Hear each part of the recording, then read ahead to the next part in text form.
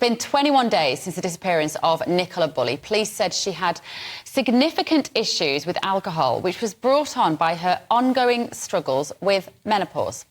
Detectives say the 45-year-old was listed as a high-risk missing person due to a number of what they called at the time specific vulnerabilities. But have the police done enough, or have they failed Nicola? Joining me now is former Met Detective Peter Bleksley and the psychologist Emma Kenny. Good morning, both. Great to see you. Peter, you have an expert assessment on how this investigation has been going. We're 21 days in. It looks like they've got no more answers. Is this looking to you like a disastrous investigation? Well, in terms of Lancashire's constabulary communication with both the media and the public, it has been absolutely woeful. Every time they've stridently said, don't speculate during a press conference, all they've done is open the doors for people to do exactly that by their clumsy use of language and their miscommunications. And of course, yesterday was the primest example of that. So could it be, Peter, that they have done the right things, they've been looking in the right places, but they haven't messaged it correctly to the public?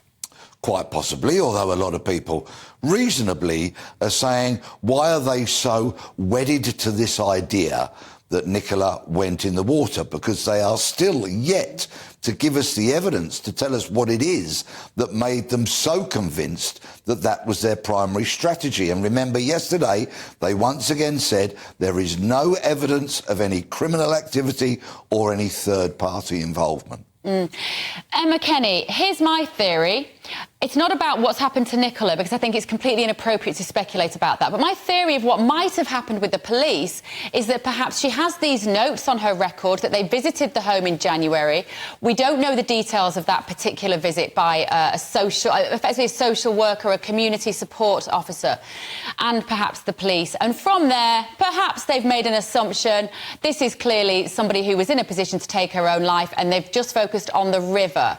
The detail they announced yesterday about the drinking and the menopause, for me, was nothing short of extraordinary and shocking. What's your take on it?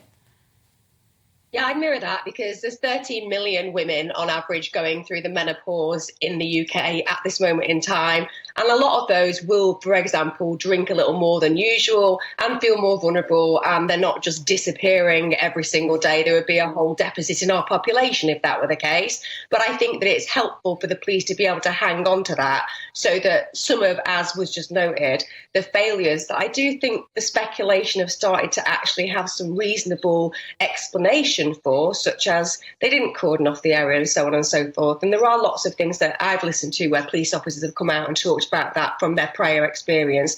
And I'm afraid that I do think what they're trying to do is deflect a little bit. And it's just not read the room at all, Bev, because what we know is there is a woman missing, irrespective of whether there were vulnerabilities, which we all have with respect. She's missing. And the primary focus is, how do we bring her home? Not how do we take highly confidential information and exploit that to our benefit. And that's what people are feeling. I have a father who took his own life. I'm very aware that when people go missing, they have to be clear about vulnerabilities. Fine. Well, that didn't happen a few weeks ago. That wasn't expressed. This is a latter explanation for behaviours that I think come down to failures. Peter, it seems obviously the police knew at the beginning of this investigation that these notes were in the history of that particular family. Do you think it might have affected how they treated it? Or should they have gone maybe public with that earlier? The professional diver who was brought onto the scene to help said he didn't even know about that. He was talking on breakfast on GBNews this morning, saying if you'd given me that information, I would have looked for her in a different way. Clearly, there's been an attempt to suppress this information, which is astonishingly naive.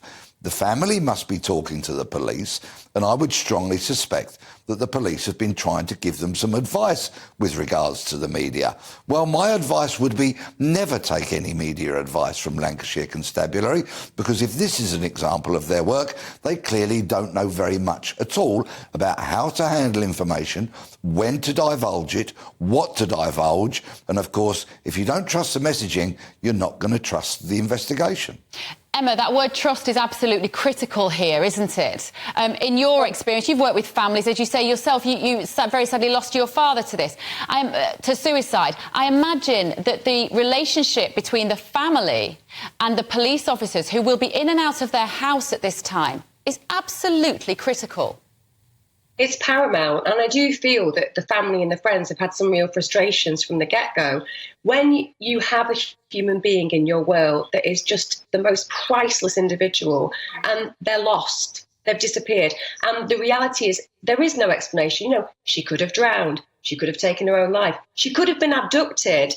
These are all possibilities, and yet it feels like there was a bias. And we all know about psychological bias, confirmation biases. I believe this, I need to confirm it. The problem with that is the police's job, as was just absolutely accurately described, is to essentially look at all avenues of investigation, to close nothing off, and also forensically to be on high alert. And I think that the public, as much as there's a lot of criticism about people making these assumptions and armchair detectives, it comes down to something when those armchair detectives are actually talking about police protocol that is essentially factual and correct, and that seems to have been, shall we say, not necessarily in line where this investigation has been concerned. Peter, some people are now speculating, with hope actually, and it's the optimistic assessment might be that Nicola just decided in a state of mental crisis that she could no longer live this life and has escaped. She's gone somewhere. How likely is that?